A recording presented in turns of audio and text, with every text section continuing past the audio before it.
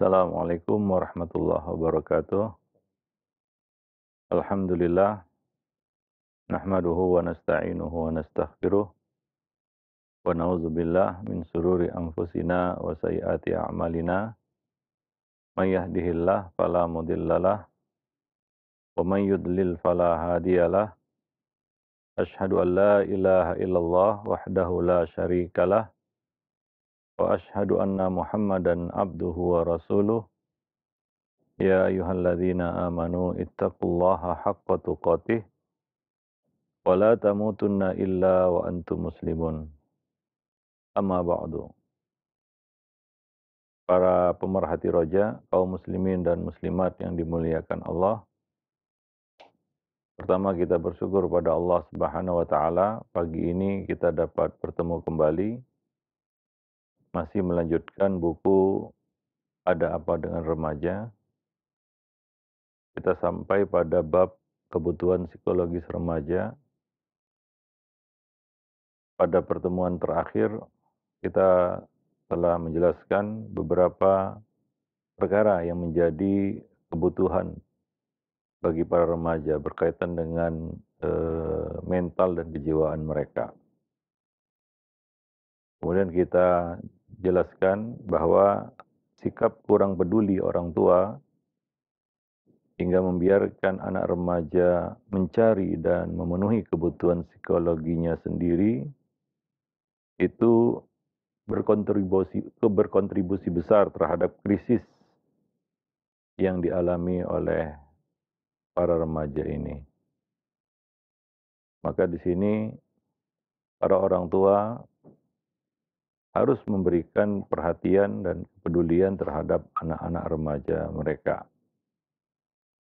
Kebanyakan orang tua lengah karena mereka sibuk dengan anak-anak yang mungkin lebih kecil, ya. Mereka fokus kepada anak-anak yang masih kecil, sementara anak remaja mereka lepas atau mereka biarkan karena dianggap sudah besar, bisa sendiri. Sebenarnya tidak. Anak remaja belum bisa sendiri. Walaupun terlihat mandiri, dia di fase itulah remaja itu perlu banyak bimbingan. Terutama dari orang-orang yang dia percayai, mengarahkan, ya, dan juga menuntun mereka kepada masa depan, ya. Tanpa bimbingan orang tua atau guru ataupun pembimbing, nah ini akan sulit bagi mereka. Dan kecenderungan anak remaja yang ditelantarkan oleh kedua orang tuanya atau pendidiknya, dia akan mencari sendiri, berusaha untuk memenuhi kebutuhan-kebutuhan itu sendiri. Dan ini memberikan suatu kita katakan krisis, ya, krisis di mental di tengah-tengah anak-anak remaja, khususnya hari ini, ya. Mereka tidak memiliki kepercayaan diri dan cenderung mudah menyerah. Dan pada akhirnya yang repot adalah kembali lagi-lagi orang tua, ya. Maka dari itu kita harus juga memberikan kepedulian kepada anak-anak remaja ini. Ya, walaupun ya kita mungkin sekarang disibukkan dengan anak-anak yang mungkin lebih kecil darinya, mungkin masih bocah, ya. Karena sebagian orang tua menangani banyak anak dari berbagai fase usia.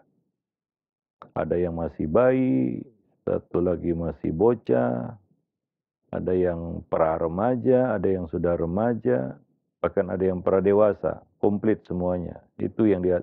Semua itu dia tangani. Dan ini tidak mudah untuk berlaku kepada bocah, kepada remaja, dan kepada anak yang sudah menjelang dewasa, pra dewasa, ya. Nah, demikian. Maka perhatian ini harus tetap kita berikan. Kita orang tua harus tetap peduli, ya, terhadap masalah-masalah anak remaja. Boleh saya katakan masalah remaja sebenarnya lebih banyak daripada masalah bocah, anak-anak kecil. Ya tapi kan tentunya orang tua lebih condong kepada bocah-bocah ini karena lucu ya. Dan juga mungkin dia sudah bosan dengan anak remajanya itu dari kecil kan begitu ya. Mungkin dalam hatinya inilah waktunya untuk mengurusi anak yang lain. Ya nggak ada salahnya juga, cuma jangan dilepas, jangan dibiarkan. Cenderung kita melepasnya. Dan cenderung kita berkata walaupun bukan lisanul maqal tapi lisanul hal, pergi sana cari kehidupan sendiri. Kamu bebas. Itu kata-kata yang sebenarnya tidak tertulis. Tapi dari sikap kita, kita mengatakan seperti itu. Kita mengatakan kepadanya, kamu bebas. Maka dia akan artikan kebebasan ini ya dengan ya melakukan hal-hal yang menurut hemat dia, pandangan dia, baik bagi dia. Tapi belum tentu baik dalam pandangan orang tua ya. Nah disinilah ya kita katakan rentan terjadi konflik antara anak remaja dan orang tuanya. Ya, nah demikian. Maka agar kita terhindar dari konflik dengan remaja, ya, persinggungan ya antara orang tua dan remaja. Dan untuk mengurangi peristiwa yang rentan menyebabkan konflik dengan para remaja ini, hendaknya orang tua itu yang pertama dan juga para guru pembimbingnya mampu menjaga karakteristik perkembangan remaja, memenuhi kebutuhan-kebutuhan psikologis mereka. Ya, ini terutama ya kebutuhan psikologis bukan hanya kebutuhan jasmani. Oleh karena itu kita dapat melakukan beberapa perkara berikut ini. Di antaranya adalah libatkanlah anak remaja ini dalam hal-hal yang dia sukai. Ya selama dalam koridor syariat ya dibolehkan. Dan yakinkan dia sebelum terlibat. Ya, artinya memang manusia itu perlu aktivitas, kesibukan. Ya, bergerak, berputar. Ya, nah demikian. Sebagaimana alam semesta ini semuanya bergerak. Ya, langit aja Allah luaskan. Ya, was-samaa'a banainaha bi'aidin wa inna lamusi'un. Dan semua benda-benda yang ada ini bergerak. Ya, pada garis edarnya. Begitulah. Karena mereka memang perlu bergerak. Karena kalau mereka diam akan rusak. Air saja kalau diam akan rusak. Tapi kalau mengalir, dia akan menjadi air yang baik ya, jernih ya, air yang mungkin bisa diminum. Tapi kalau sudah tergenang, maka dia akan rusak. Itu sudah jadi hukum alam. Manusia juga demikian. Coba lihat manusia pengangguran, diam saja. Nggak ada aktivitas, nggak ada kesibukan. Akhirnya rusak. Maka dalam Islam dilarang menganggur. Karena kalau menganggur pikiran juga akan kalut. Ya, pikiran jadi carut marut. Kadang-kadang yang muncul pikiran kotor jadinya. Kenapa? Karena dia nganggur. Maka di dalam Islam dilarang menganggur yaitu tanpa aktivitas dan kesibukan. Apalagi remaja ya. Remaja itu harus kita sibukkan dia. Kalau tidak, ya mereka ini punya potensi power ya, yang besar anak remaja itu. Ya apalagi dia masih di awal-awal perkembangannya ya. Ada namanya gejolak darah muda. Ya memang seperti itu, darah muda. Ya, meledak meletup kata orang. Ya seperti itu karakteristiknya. Tapi akalnya masih kurang ini. Ini adalah makhluk yang perlu banyak bimbingan sebenarnya. Maka jangan biarkan mereka pasif. Ya, menganggur alias tidak punya aktivitas. Banyak orang tua yang membiarkan anak remajanya tanpa aktivitas. Ya, apalagi zaman sekarang ada alat yang membuat mereka ya senang mager, yaitu gadget. Ini menambah penderitaan mereka sebenarnya. ya sehingga nggak ada aktivitas apapun, ya selain scroll atas, scroll bawah, kanan kiri, ya. Dan ini tentunya ya, tidak baik ya bagi anak remaja. Tidak baik bagi siapapun sebenarnya.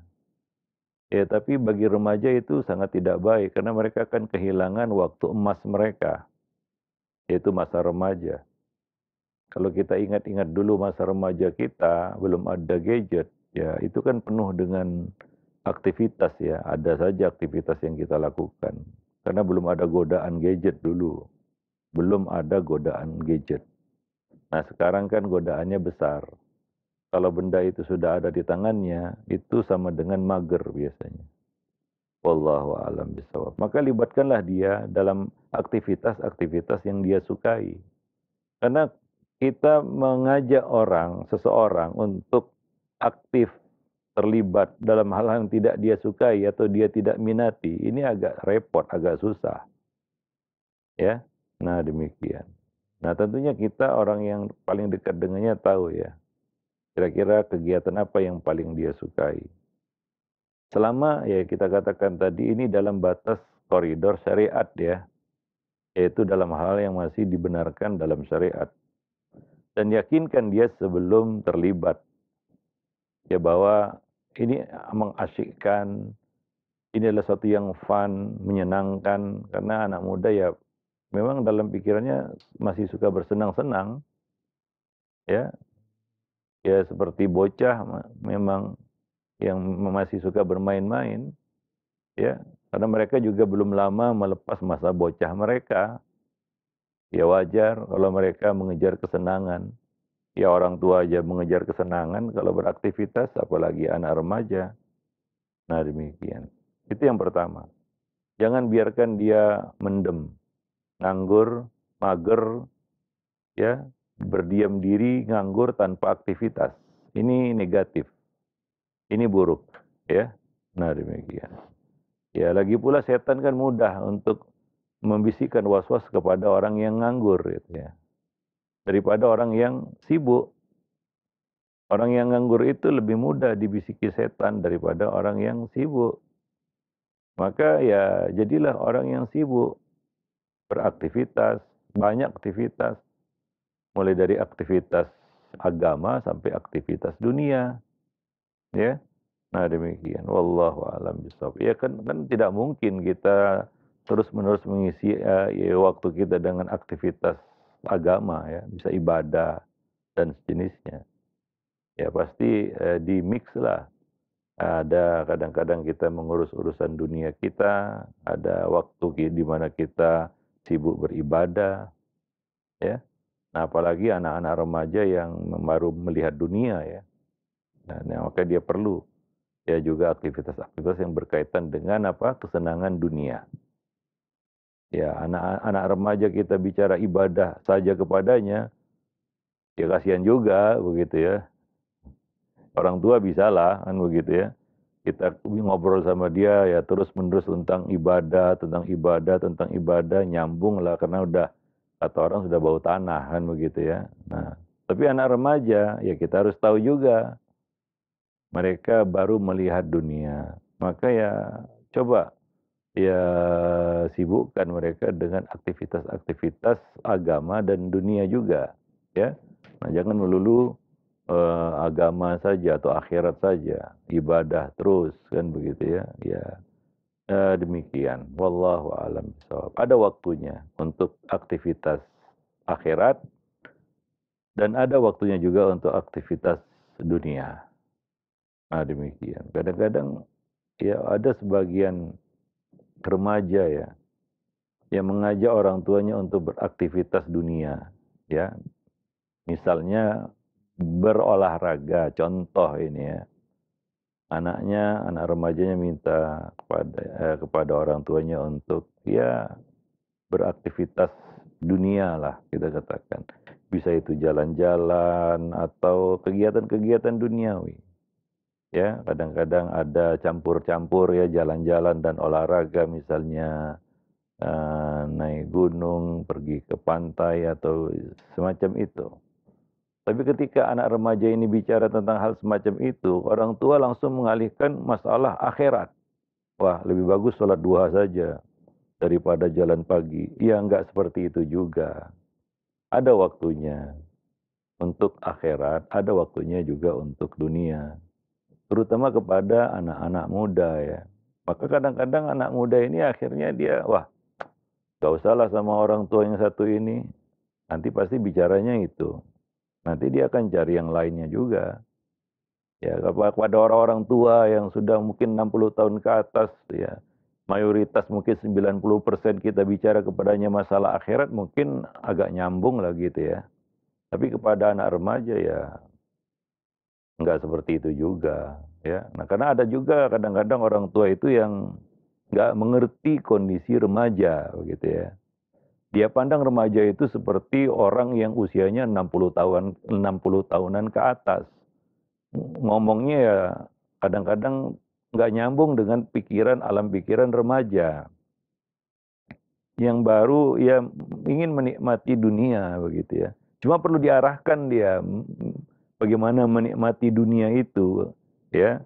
Menikmati kesenangan dunia itu dia perlu diarahkan. Dan itu wajar-wajar saja. Oleh karena itu Nabi juga mengajak Aisyah yang remaja untuk berlomba lari, berolahraga. Ya, enggak melulu Nabi berbicara kepada Aisyah tentang surga dan neraka, ibadah, enggak. Ya, karena Nabi memahami ini Aisyah masih remaja. Dia perlulah hal-hal semacam itu juga. Nah, Nabi membiarkan Aisyah melihat orang-orang Habasyah bermain tombak di masjid. Saat itu Aisyah remaja ya. Begitulah dia remaja yang harus dipahami oleh para orang tua.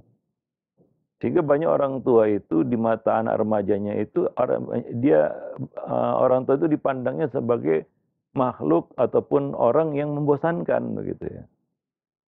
Ya, nggak berusaha untuk relate nyambung dengan dunia remaja. Remaja itu perlu diarahkan dia. Ya, nah demikian. Kadang-kadang dilawan juga nggak bisa remaja itu. Ya, nah demikian. Wallahu a'lam bishawab. Taib. Ini kebanyakan remaja seperti itu ya. Normalnya remaja seperti itu. Kita bicara rata-rata ya. Pada umumnya, kebanyakannya. Ya, nah demikian. Wallahu a'lam bishawab. Kemudian yang berikutnya adalah latihlah dia untuk bersosialisasi di lingkungan tempat dia berada. Baik itu di tengah keluarga, di sekolah, dan di tengah masyarakat. Ya, nah bersosialisasi itu perlu. Karena manusia itu dikatakan juga makhluk sosial ya. Dia harus berinteraksi.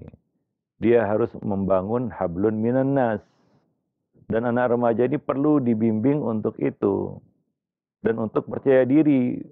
Ya bergaul, bertemu dengan banyak karakter manusia.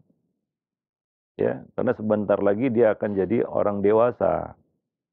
Ya, nah maka orang tua di sini harus betul-betul memperhatikan apa gelagat dia anak remaja ini kalau berurusan dengan orang.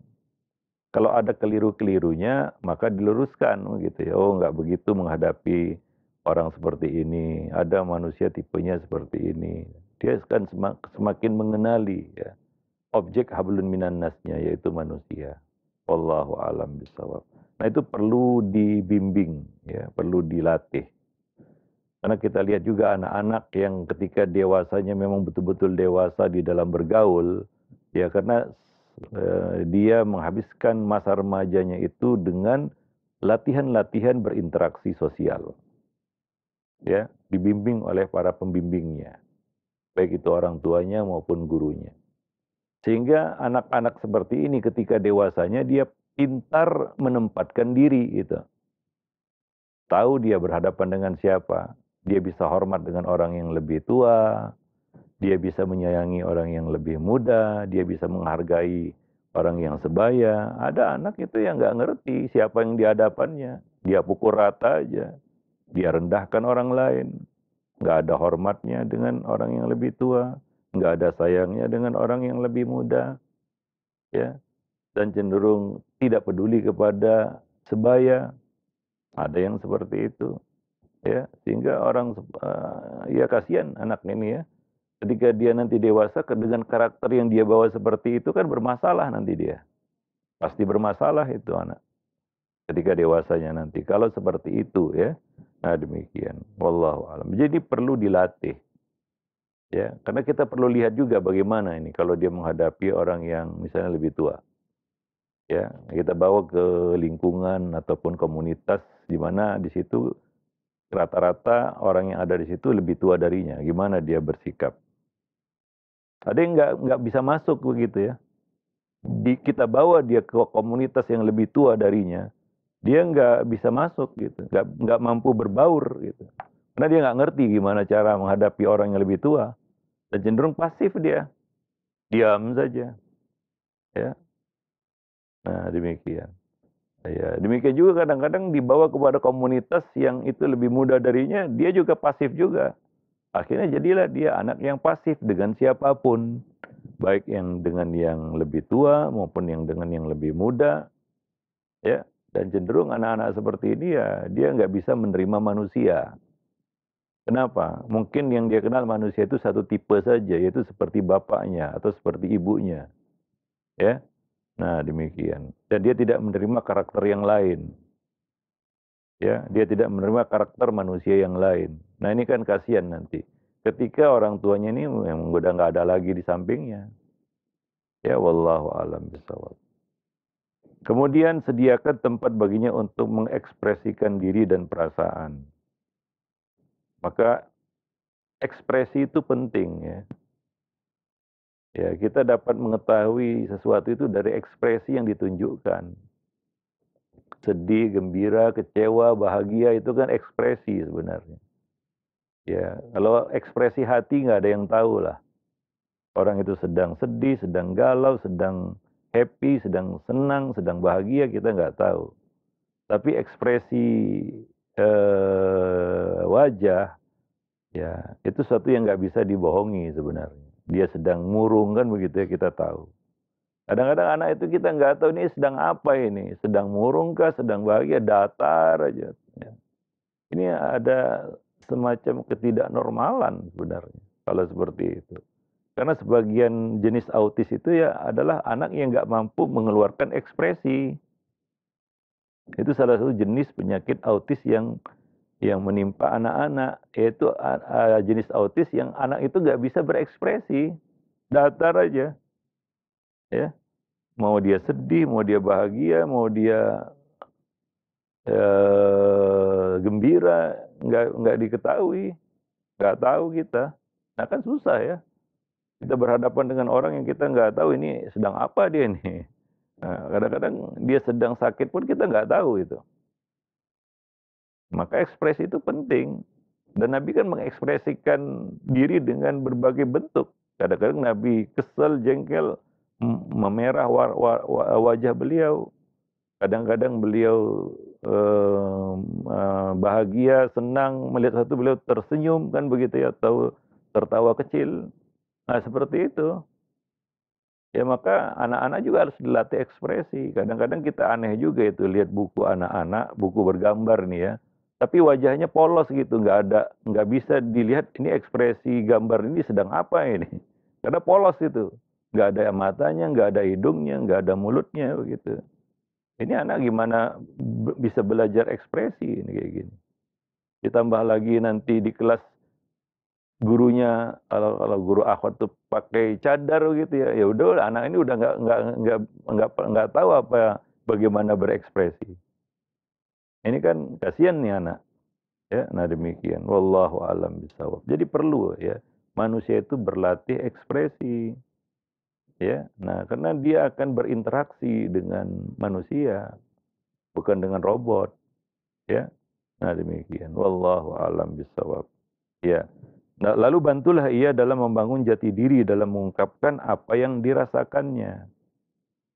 Nah, itu dapat kita lihat dari anak yang mampu bercerita. Ada anak yang nggak mampu cerita. Disuruh cerita dia bingung mau cerita apa. Karena ini bagian dari ekspresi diri sebenarnya. Orang yang nggak mampu mengekspresikan dirinya, dia nggak mampu cerita itu. Maka kita suruh cerita, kita suruh bicara, dia gelagapan, bingung mau bicara apa, mau cerita apa. Maka kadang-kadang anak itu ya dikasih kesempatan untuk bicara. Seperti Nabi berbicara dengan anak-anak.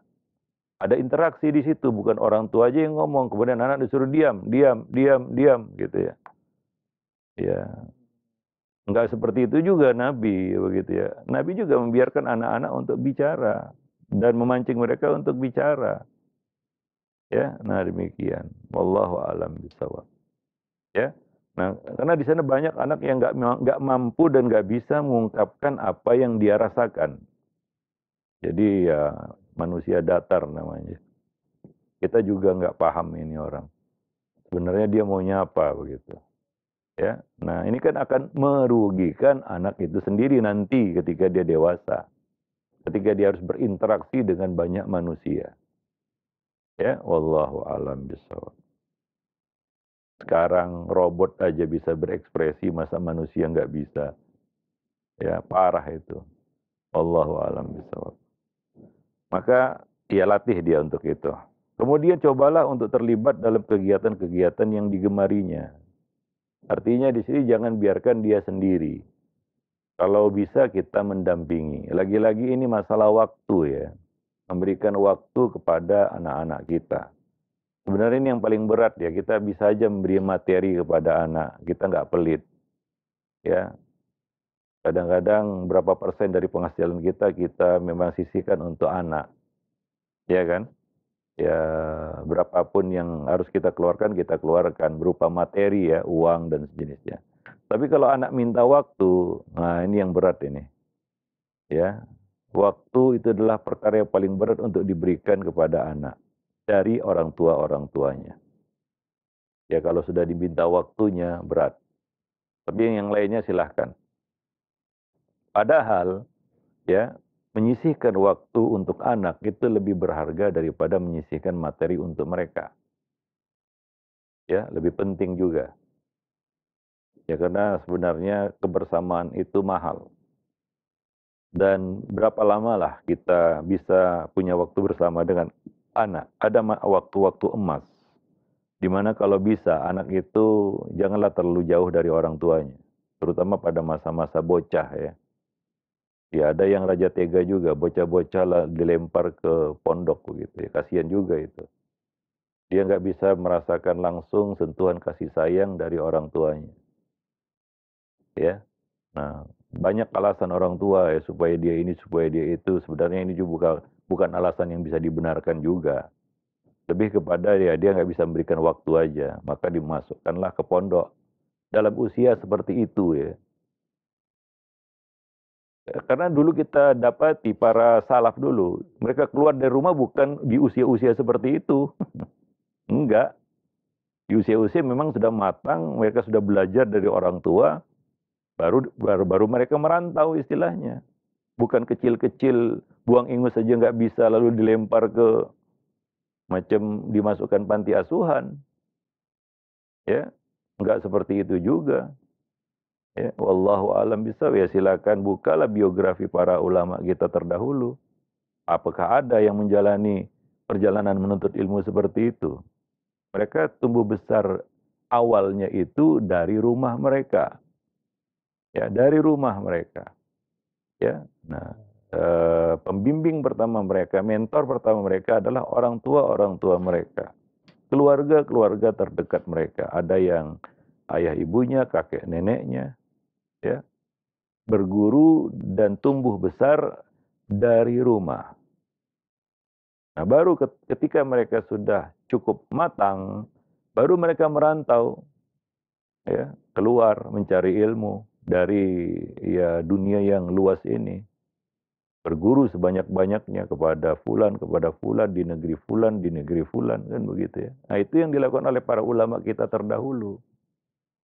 Ya wallahu alam bisawab. Ya juga kasihan kan anak-anak kehilangan waktu emas mereka bersama orang tua. Ya. Nah, tapi kalau kita merasa ya anak itu tidak perlu itu dan juga kita tidak perlu waktu emas itu ya silakan saja ya. Sebagian orang tua memang Ya, ya mungkin nggak tahu apa alasannya dia lempar saja anaknya seperti melemparnya ke panti asuhan. Wallahu a'lam bishawab. Kemudian libatkanlah juga dia di dalam kegiatan-kegiatan sosial dan keagamaan. Ya, kegiatan-kegiatan sosial yaitu masyarakat, bermasyarakat, dan juga kegiatan-kegiatan keagamaan. Contohnya sholat berjamaah, ya. Kemudian event-event agama seperti misalnya sholat Id, ya, kurban, ya, beberapa event yang memang di situ ada berkumpul ya manusia untuk beribadah bersama, ya, berkumpul manusia untuk beribadah bersama. Demikian juga kegiatan-kegiatan sosial kemasyarakatan. Nah, demikian, ya. Baik. Itu untuk menumbuhkan kepekaannya ya dan rasa empatinya terhadap orang. Nah, itu juga harus dibangun itu ya.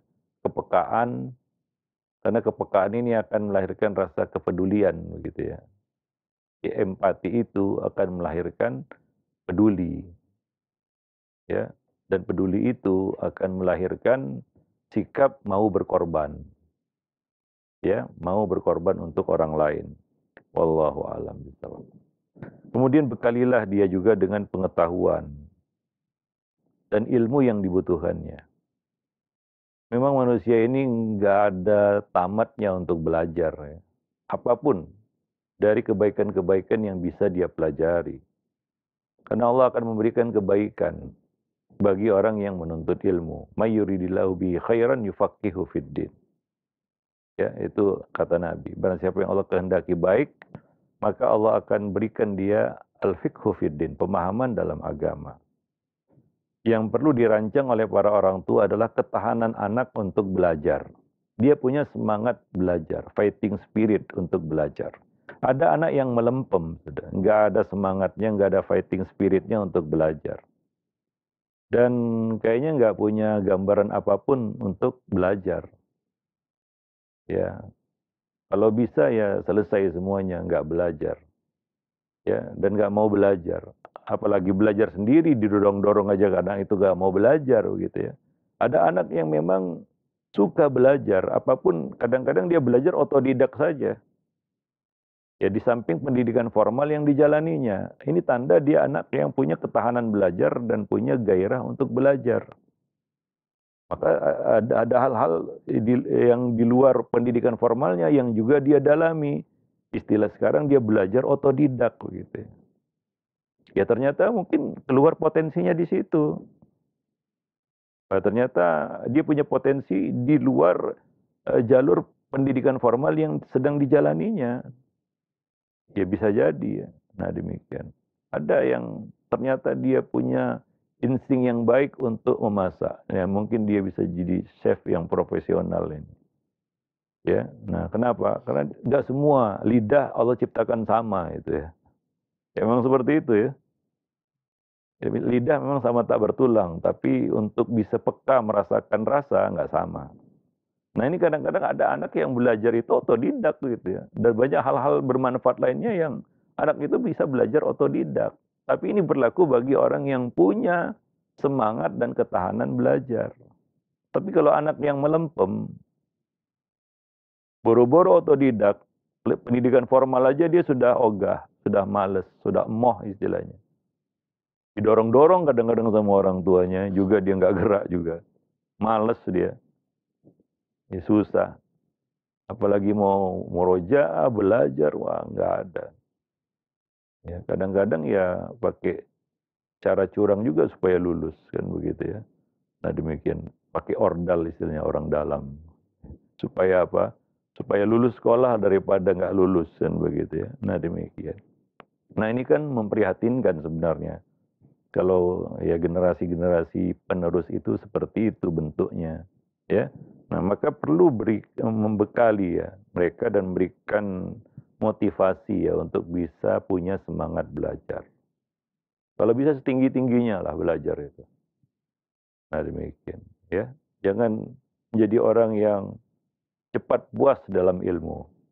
Rugi sebenarnya, ya. Orang yang cepat puas dengan ilmu itu rugi.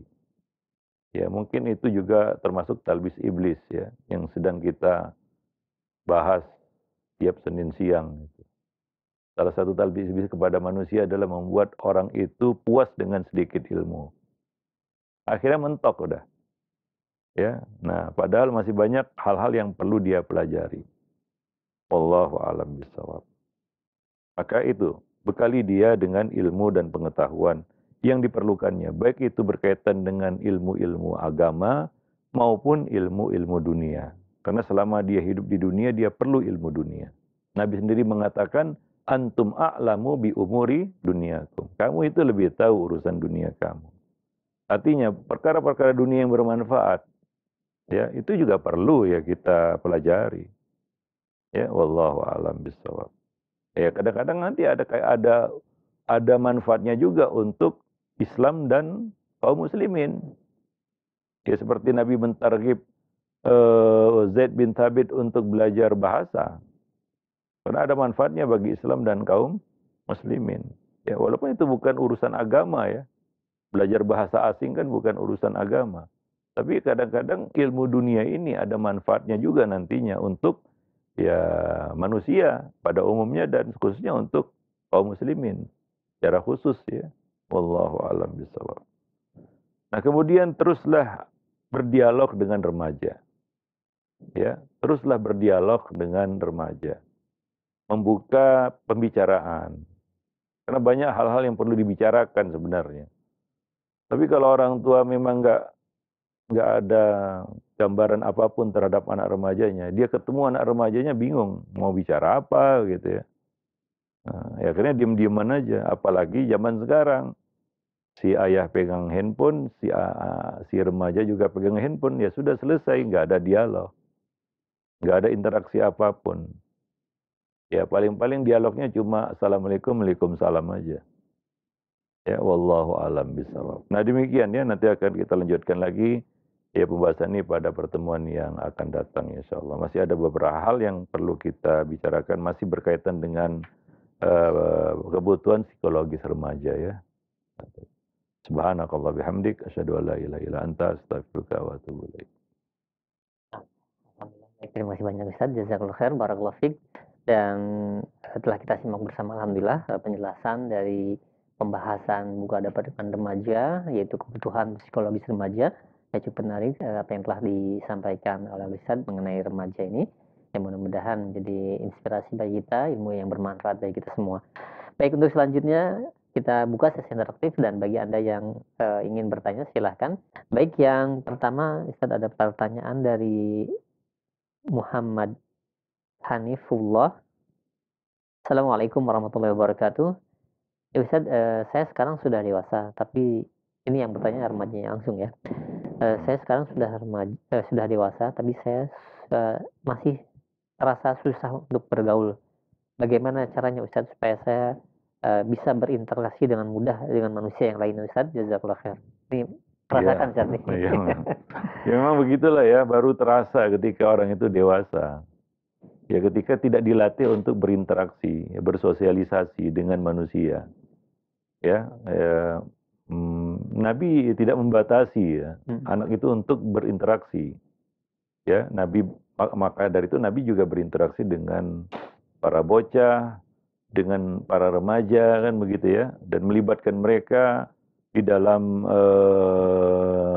majelis-majelis yang di sana ada manusia dengan berbagai macam tipe usia, ada dengan berbagai macam tingkatan usia dan berbagai macam tipe manusia kan begitu ya.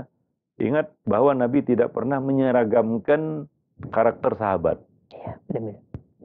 Ya, Nabi tidak pernah menyeragamkan karakter sahabat. Nabi membiarkan sahabat dengan karakter mereka masing-masing selama tidak bertentangan dengan syariat. Ya. Manusia demikian. Itulah ciptaan Allah Subhanahu wa taala. Ya. Diberikan rezeki yang berbeda-beda. Maka tugas kita, Allah ciptakan kita dari ya min dzakarin wa unta wa ja'alnakum syu'uban wa qabaila lita'arafu. Kami jadikan kamu dari laki-laki dan perempuan. yaitu Adam dan istrinya. Dan kami jadikan kamu berbangsa-bangsa dan bersuku-suku, berbeda-beda. Rezeki manusia berbeda. Bahkan yang satu rahim saja beda rezekinya. Bahkan ketika di rahim itu satu tempat, yaitu kembar, itu ketika lahir di dunia berbeda rezekinya. Ya, nah itulah manusia. Maka tujuannya apa? Lita'arafu kata Allah. Untuk kita bisa saling mengenali, agar kita bisa saling memahami. Ya, nah demikian. Satu sama lainnya. Ya, maka kita perlu belajar juga menghadapi manusia. Iya, karena pekerjaan paling sulit di dunia ini adalah menghadapi manusia. Kalau menghadapi mesin mudah. Ya, tapi yang paling susah, pekerjaan paling susah di dunia ini adalah menghadapi manusia. Itu paling susah itu. Karena ujian terberat para nabi dan rasul juga menghadapi manusia. Baik manusia yang mengikuti beliau maupun yang tidak mengikuti beliau. Itu ujian yang terberat yang dihadapi oleh para nabi dan rasul, yaitu menghadapi manusia. Maka dari itu kita perlu belajar memang untuk menghadapi manusia. Ya. Nah, kalau tidak, maka kita akan cenderung patah-patah istilahnya, main patah-patah. Main patah-patah itu maksudnya ya simple aja. Kita berhadapan dengan manusia. Ya, ya istilahnya apa? Jalan atau tidak, begitulah. On atau off gitu dengan manusia itu. Ya, maka dia akan banyak mendenial ataupun membuang manusia. Dengan ini nggak bisa jalan, dengan ini juga nggak akan cocok, dengan ya seperti itu. Akhirnya dia hanya bisa berinteraksi dengan dirinya sendiri mungkin. Ya, nah karena dia tidak memahami manusia. Ya, wallahu alam bisawab. Nah demikian. Itulah alasannya kenapa kita perlu melatih anak-anak remaja kita untuk berlatih interaksi sosial dengan lingkungan sekitar. Ya karena efeknya itu ya, pengaruhnya itu akan dirasakan ketika anak ini dewasa. Ya, ketika masih bocah dia nggak tahu. Ya, anak dikurung aja begitu ya, tidak pernah bergaul dengan manusia. Karena orang tuanya overprotective. Ya, ini orang tuanya mikirnya gimana coba? Apa dia mampu terus-menerus berada di samping anaknya itu? Sehingga ya dengan tindakan yang overprotective itu dia kira anaknya bisa selamat nantinya. Atau itu cuma berlaku sebentar saja. Ya ketika anak orang tua ini tidak ada lagi di samping anaknya, berantakan jadinya semuanya. Ya, wallahu alam bisawab. Nah demikian. Jadi manusia yang salah satu yang perlu dia pelajari yang perlu dipelajari oleh manusia dalam hidup mereka adalah belajar ya berinteraksi dengan manusia. Dan itu tidak mudah. Ya, belajar berinteraksi dengan manusia itu nggak mudah. Disinilah akan terasah yang namanya sabar. Sabar itu lahir karena kita dilatih berinteraksi dengan banyak tipe manusia. Cenderung orang seperti ini akan bisa lebih sabar. Tapi ya kalau dia nggak kenal manusia, kita khawatir, nggak yakin dia bisa sabar. Ya, makanya saya katakan tadi orang anak seperti ini dewasanya ini dia cenderung patah-patah, dia nggak akan sabar menghadapi manusia. Ya dia tinggal-tinggal saja. Ya, dia skip saja manusia. Ya wallahu alam bisawab. Nah, demikian. Semoga Allah mudahkan ya untuk kita mendidik anak-anak kita, masalah anak remaja, ujian cukup berat. Baik, ini selanjutnya ada pertanyaan kembali Ustaz dari penanya. Ya Ustaz, anak kami sekolah di SMK di kota besar. Setiap hari kami selalu merasa khawatir, terlebih melihat berita masalah tawuran dan bisa menyasar siapa saja yang berada di jalanan. Sehingga kami terpaksa memberikan HP supaya kami bisa mengetahui kondisi kabar dan memantaunya Ustaz. Nah, apakah benar langkah kami dengan memberikan HP tersebut Ustaz? Mohon jawaban dan nasihat. Ya, pertama orang tua harus memilih lingkungan pendidikan yang baik, aman untuk anak-anak mereka, ya. Nah, ya itu penting. Nah, lingkungan pendidikan itu adalah bagian dari pendidikan itu sendiri. Kalau lingkungan pendidikan itu tidak baik, jadi susah, bagaimanapun susah. Mau dibekali pakai HP, bahkan pakai pakai satelit sekalipun ya, nggak jaminan juga kan begitu ya. Namanya juga lingkungannya juga sudah membahayakan. Ya, nah kita tahu lah beberapa sekolah atau lingkungan pendidikan itu nggak kondusif memang. Ya, ada sekolah yang memang langganan tawuran gitu. Memang nggak diatasi sama sekolah itu dan cenderung menjadi tradisi turun-temurun gitu ya. Nah ini kan susah kalau anak kita di situ. Mau pakai HP, mau pakai satelit sekalipun ya susah begitu ya. Nah nggak ada jaminan juga dia selamat gitu. Yang ada akhirnya orang tua cemas melulu kan begitu ya. Ya. Maka yang penting di sini adalah orang tua itu hendaknya memilihkan bagi anak-anak mereka lingkungan pendidikan yang baik. Jangan hanya lihat kurikulumnya baik kan begitu ya, nah menunya baik gitu ya, atau fasilitasnya baik, lingkungan pendidikannya juga harus baik. Lingkungan pendidikan di sini pertama ya tentunya guru, ya kemudian tradisi di sekolah itu atau di lingkungan pendidikan itu. Ya enggak termasuk lingkungan yang tidak baik, sekolah yang membiarkan pembulian di situ. Ini jelas nanti lingkungannya nggak sehat. Ya, ada sekolah yang membiarkan tradisi senioritas begitu.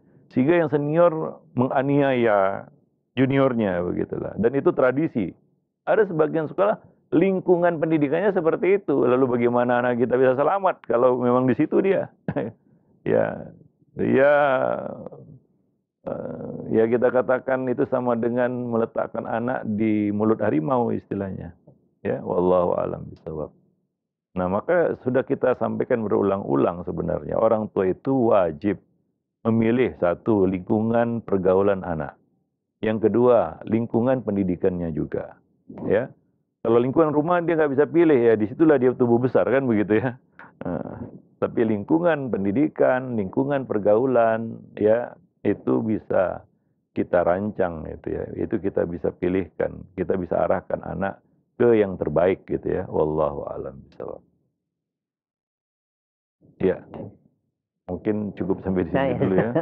Mudah-mudahan bermanfaat. Aku lu qauli hadza astaghfirullah li wa lakum lisairil muslimin innahu huwal ghafurur rahim.